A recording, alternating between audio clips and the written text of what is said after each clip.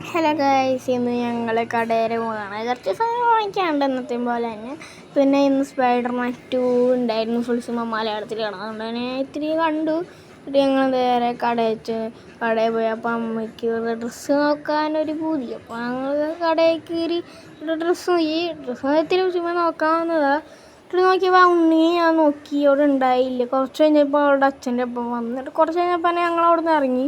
എന്നിട്ട് ഞങ്ങൾ നേരെ പോയി റെഡ് ബാക്കർ ഓടിക്കാൻ വഴി ഒന്ന് ചെറിയ തെറ്റിയില്ല. നേരെ തന്നെ കറക്റ്റ് തന്നെയാണ് പോയി.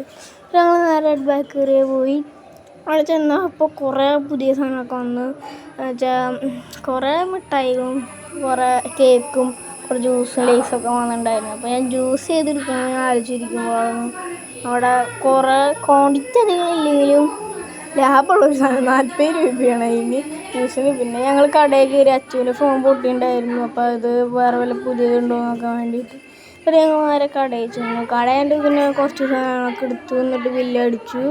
ഓട്ടോറിക്ഷയിൽ കയറി വീട്ടിൽ ചെന്നു. പിന്നെ കുട എടുക്കാൻ പറഞ്ഞു. കുട കടയിൽ ചെന്നായിരുന്നു. പിന്നെ എപ്പോഴും പോകുമ്പോൾ എടുക്കാം. അല്ല, അച്ഛനെ എപ്പോഴും എടുക്കും. സ്വന്തം ഇത്രയേ ഉള്ളൂ. എല്ലാവർക്കും ബൈ.